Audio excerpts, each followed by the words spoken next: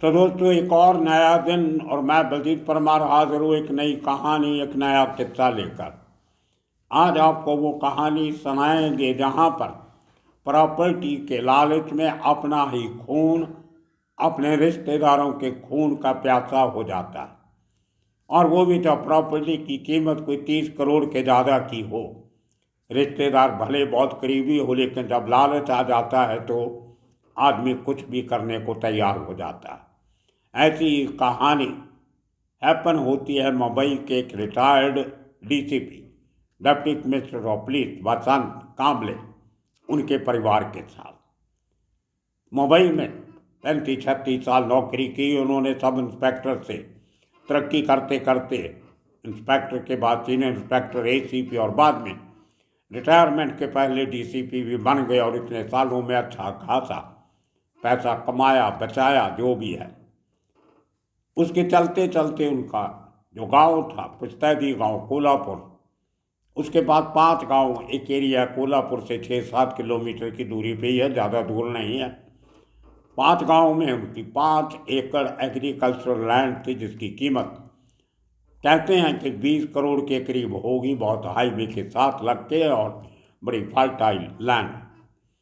उसके साथ उसका एक बगला था वहीं पे 5 गांव में कोल्हापुर। बहुत बड़ा सिटी है आजकल तो कोल्हापुर, और वहाँ पे उनकी ये जायदाद।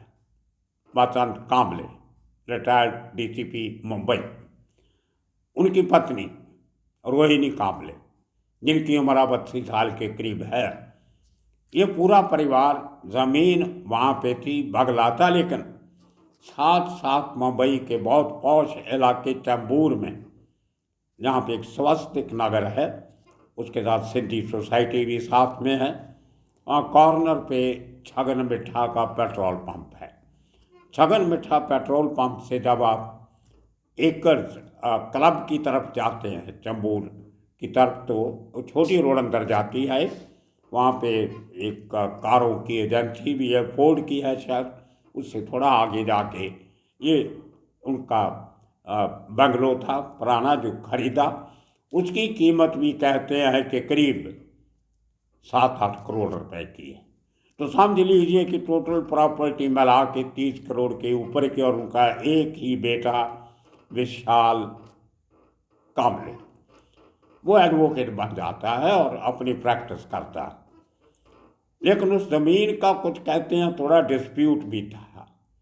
वो डिस्प्यूट वसंत कांबले के भाइयों के साथ था, या उनकी पत्नी रोहिणी के भाइयों के साथ था। ये बात अभी उभर के सामने अभी नहीं आई, क्योंकि अभी तक पुलिस की इन्वेस्टिगेशन काफ़ी चल रही है। तो इसी साल 15 मार्च को ये लोग वहाँ से कोल्हापुर से मुंबई आते हैं कोर्ट केस अटेंड करने। अब बताते हैं कि ये झगड़ा शुरू कैसे हुआ। जितने साल वसंत कांबले डीसीपी मुंबई में नौकरी करते थे, उतने साल उनकी गैर हाजिरी में कोल्हापुर की ज़मीन उनका एक करीबी रिश्तेदार, जो उनकी पत्नी रोहिणी के भाई प्रदीप का बेटा था, और उसका नाम है प्रणव, वो आज भी उसकी उम्र है 25-26 साल उम्र है, वो उस ज़मीन को संभालता था। कहते हैं कि पहले उसका पिता प्रदीप रामटेक के, जो रोहिणी का सगा भाई था, वो संभालता था। उसके मरने के बाद उसका बेटा प्रणव संभालने लगा। लेकिन तभी कांबले परिवार में कुछ ट्रेजेडीज होती हैं। वसंत कांबले की मौत हो जाती है, तो उनका बेटा और उनकी पत्नी रोहिणी मुंबई वाला बंगला छोड़ के कोल्हापुर सेटल होने का फैसला करते हैं। वहाँ लगा विशाल को कि मेरी प्रैक्टिस कोल्हापुर में ज़्यादा अच्छी चल सकती है, मुंबई में कंपटीशन बहुत है। तो ये बंगला उन्होंने खाली रख लिया। 2013 के पहले वो यहाँ से छोड़ के कोल्हापुर चले जाते हैं। 2013 मुझे इसलिए याद है क्योंकि 2013 में यही डीसीपी वसंत कांबले सुर्खियों में आए थे, आज से 10 साल पहले। सुर्खियों में इसलिए कि इनके उस खाली बंगले में एक रेप पार्टी हो रही थी, जहाँ 40-45 यंग लड़के लड़कियाँ आधी रात को कोई नशे के उसके नीचे शोर शराबा डांस कर रहे थे। तो लोकल पुलिस ने बहुत तकड़ी रेड मारी थी, और पता चला कि सब बच्चों की उम्र 17-18 साल की है, 2-3 या अडल्ट थे, बाकी बच्चे थे। लेकिन उस रेड में पता चला कि कोई ड्रग नहीं मिली थी, कोई नशीले पदार्थ नहीं मिले थे। शायद लोग तो ये भी कहते हैं कि सब कुछ मिला था, लेकिन क्योंकि एक डीसीपी का बंगला इन्वॉल्व था, सब जानते थे, इसलिए उसको रफा दफा कर दिया गया। सब लड़कों के माँ बाप को बुला के उनके हवाले कर दिया गया, लड़के लड़कियों को।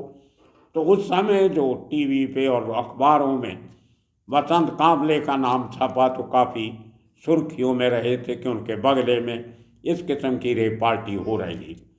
तो इसका मतलब 2013 में वो बंगला खाली पड़ा था।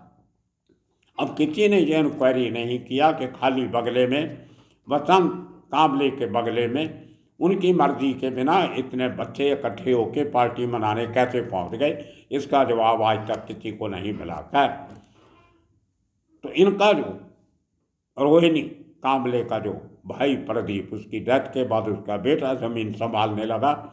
उसको ऐसा ऐसा करके विशाल और उसकी माँ रोहिणी ने ज़मीन से अलग कर दिया।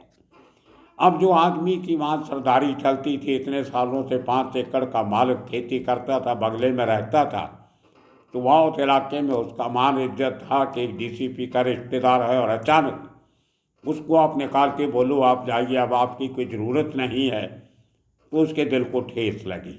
उसने बदला लेने की सोची, शायद कोई केस भी किया होगा, क्योंकि किसी लैंड के डिस्प्यूट के चक्कर में वो लोग मुंबई आते थे। और ऐसा भी हो सकता है कि या तो कोल्हापुर की लैंड की अपील हाई कोर्ट में होगी, या बंगला जो मुंबई वाला था उसका कोई डिस्प्यूट होगा जिसको लेके सिटी सिविल कोर्ट में केस चल रहा था।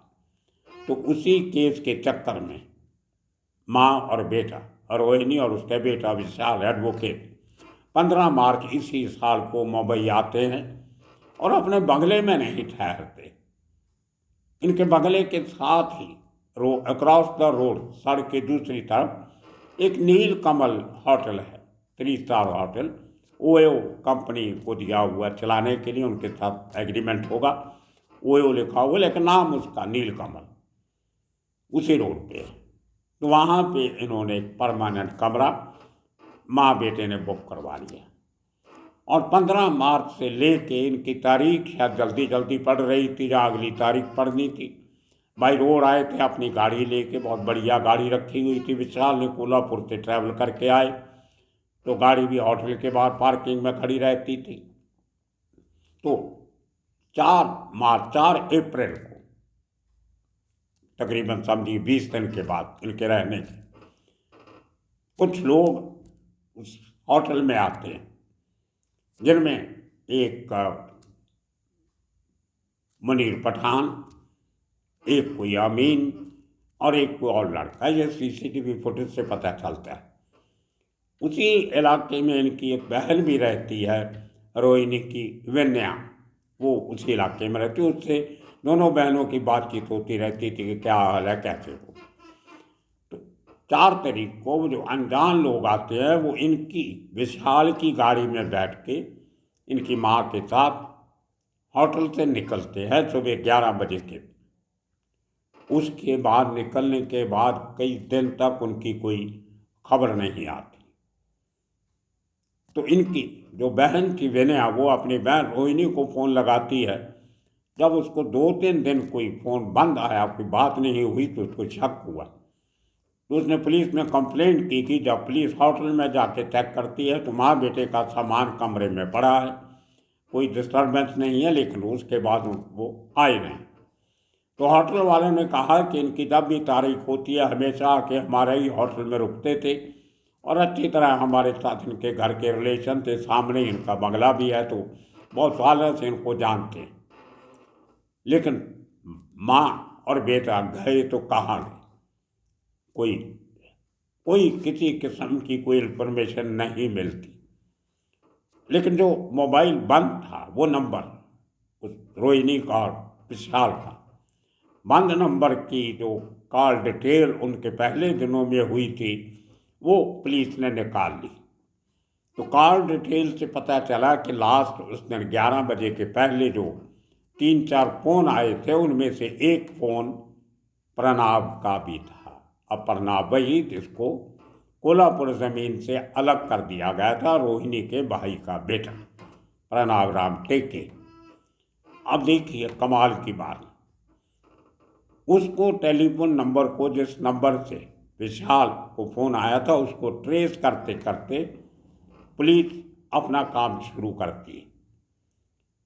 अब इनकी जान पहचान के चलते आगे लोकेशन चेंज होती रहती है कंटिन्यूसली, और आखिर में जब पुलिस इनको पक जाती है उस जगह पे, तो वो एक ठिकाना मिलता है मुंबई के आर्य मिल्क कॉलोनी है, एक बहुत फेमस जंगल है, बहुत बड़ा जंगलात का महकमा, उसके अंदर एक पाम बीच करके सोसाइटी बनी हुई है। वहाँ पे बंगले भी बने हैं, अपार्टमेंट्स भी हैं। उसमें कहीं एक घर में, फ्लैट में, जो ड्यूप्लेक्स था, ग्राउंड प्लस फर्स्ट फ्लोर, इस किस्म के फ्लैट में उनको उस फ़ोन की लोकेशन मिलती है। वहाँ जाते हैं तो उनको रोहिणी एक कमरे में बंद मिलती है, जिसकी बहुत बुरी हालत में होती है। अब रोहिणी ने जो कहानी बताई वो सुन के पुलिस वालों के होश उड़ जाते हैं। क्या थी वो कहानी, सुनिए। होटल से माँ और बेटे को किडनैप करने के बाद इन दोनों को पनवेल के एक फार्म हाउस में ले जाया जाता है। मुंबई के बाहर एक इलाका है पनवेल, बहुत से लोगों ने वहाँ फार्म हाउस बना रखे हैं। वो ग्राउंड प्लस 1 का फार्म हाउस था। ऊपर वाले पोर्शन में रोहिणी को रखा जाता और नीचे वाले पोर्शन में विशाल को रखा जाता। और जो ग्रुप था जिन्होंने किडनैप किया था, उसमें 6 लोग थे। एक ये खुद प्रणव, और इसके साथ इसका दोस्त जिसका नाम तो रोहित था, अडमाने, रोहित अडमाने।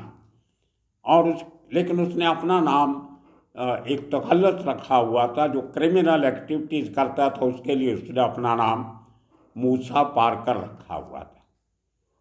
मूसा पारकर के जो पुराना क्राइम हिस्ट्री है, उसमें एक केस ये भी है कि उसने किसी को फ़ोन पे धमकी दी थी फिरौती मांगने की, और उसमें कहा था कि मैं दाऊद इब्राहिम की बहन हसीना पारकर का रिश्तेदार हूँ, इतना पैसा दे दीजिए नहीं तो देख लेना क्या होगा। और उस आदमी ने डर के पैसे दे दिए थे। तो इस किस्म के और बहुत सारे क्राइम पवई एरिया में, जिस एरिया में आर्य मिल्क कॉलोनी के थोड़ा साथ ही पवई एरिया लगता, तो काफ़ी नामचीन बदमाश गुंडा उस इलाके का, काफ़ी केसेस उसके खिलाफ। वो साथ में उसकी पत्नी ज्योति वाघमारे, वो इसके साथ, वो अपने साथ वाघमारे लिखती है। वो प्रोफेशन की नर्स है। अब देखिए जिन लोगों को साथ में मिलाया, उनका प्रोफेशनलिज्म देखिए आप। एक छटा हुआ बदमाश रोहित अलियास मूसा पारकर सरनेम जो है वो मुस्लिम सरनेम भी है और हिंदुओं का भी है। खैर, तो उसके साथ एक और मनीर पठान,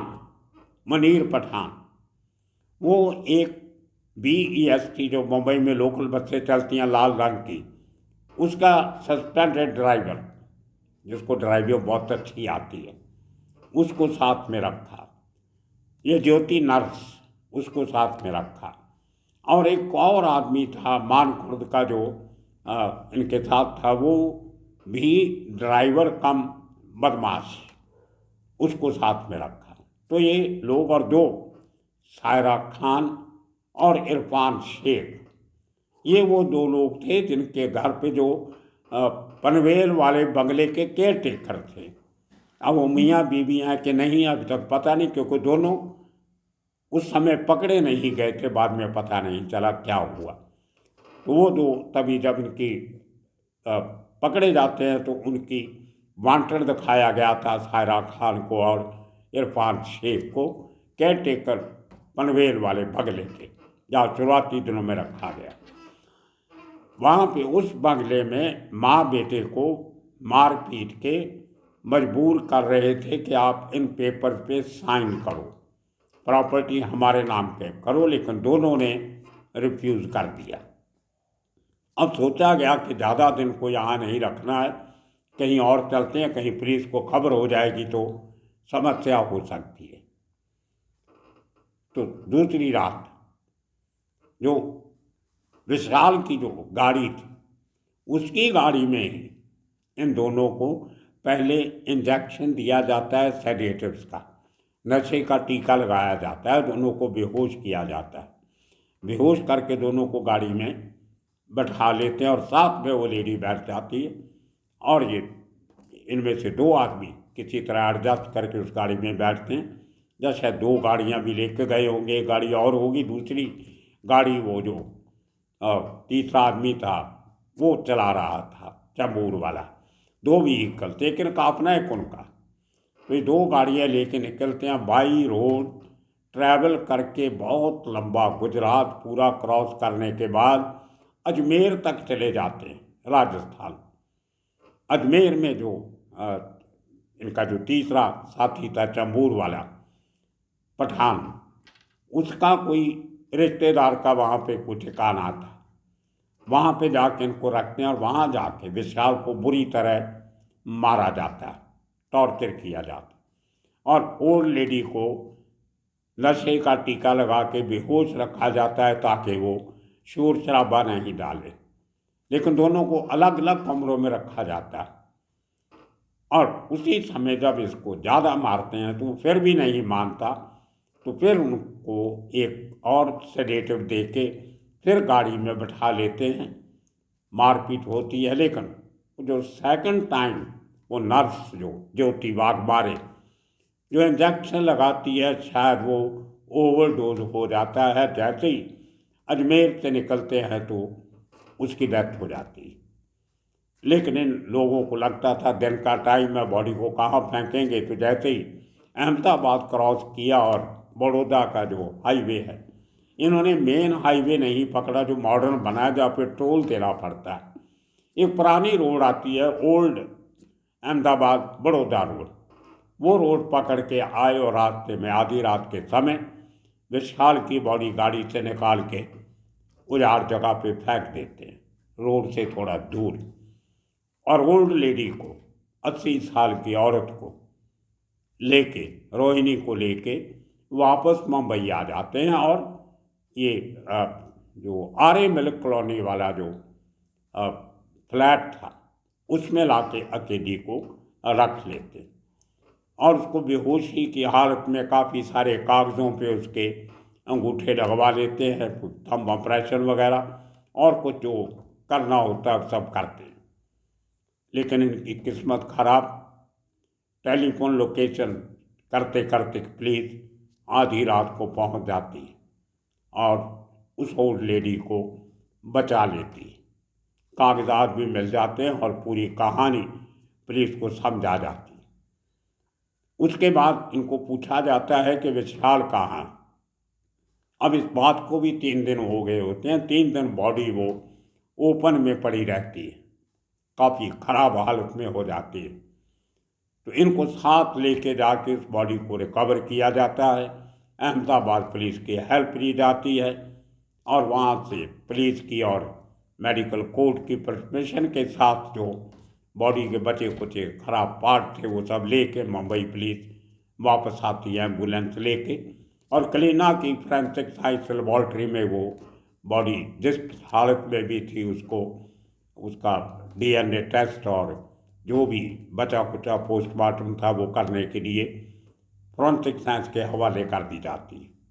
और वहाँ से टेस्ट के बाद यह सिद्ध हो जाता है कि वो बॉडी असल में विशाल कामले की ही थी। सो दोस्तों, 30-32 करोड़ रुपए की प्रॉपर्टी हथियाने के लिए अपने ही रिश्तेदार ने अपनी बुआ और अपने कज़न को किडनैप किया, कज़न को मार दिया, बुआ बच गई, अच्छी किस्मत थी। और जब सब लड़के लोग आज जेल की चक्की पीस रहे हैं, सजा अभी होनी बाकी है, केस चल रहा है। लेकिन अभी सितंबर में जब ये अप्रैल में पूरा इंसिडेंट चल रहा था तो ज्योति वाघमारे प्रेग्नेंट थी, 4 महीने की प्रेगनेंसी थी उसकी। उसने इतना नहीं सोचा कि मैं खुद माँ बनने वाली और एक माँ को उसके बेटे से अलग कर रही हूँ। अभी सितंबर में उसने कोर्ट को मूव किया कि मुझे डिलीवरी के लिए 6 महीने की बेल मिलनी चाहिए, और उसके वकील ने कहा कि ये ठीक है, माँ ने क्राइम किया, लेकिन जो बच्चा अभी पैदा होने वाला है उसके नाम के साथ उसकी प्लेस ऑफ बर्थ जो है वो जेल नहीं होनी चाहिए, इसलिए उसको बेल देनी चाहिए ताकि वो बच्चे के सारी उम्र का कलंक उसके माथे पे ना लगे। तो कोर्ट ने उनकी बात सुनते हुए 6 महीने की ज़मानत दे दी है, और उस लड़की को, ज्योति को, अभी एक बेटा पैदा हुआ है। ये कहानी की लेटेस्ट इनपुट जो हमें मुंबई से हमारे पुलिस सोर्सेज से मिली वो आपको बता रहे हैं। सो दोस्तों देखिए, लालच बुरी बला है। रिश्तेदार ही रिश्तेदारों का खून करने पे आभारी पड़ जाते हैं, लेकिन अंत में हुआ क्या? अब वो औरत अकेली, 80 साल उसकी उम्र हो गई है रोहिणी की, 2-4 साल, 10, 15, 20 साल में वो भी दुनिया छोड़ के चली जाएगी। ये लोग उम्र कैद भुगतेंगे, कब बाहर आएंगे पता नहीं, ले ज़मीन फिर भी नहीं मिलेगी। तो क्या कमाया, क्या दिया गुनाह ने? सो दोस्तों इसी तरह की कितने कहानियाँ लेके फिर हाजिर होंगे। तब तक के लिए आप सबका बहुत बहुत शुक्रिया, धन्यवाद।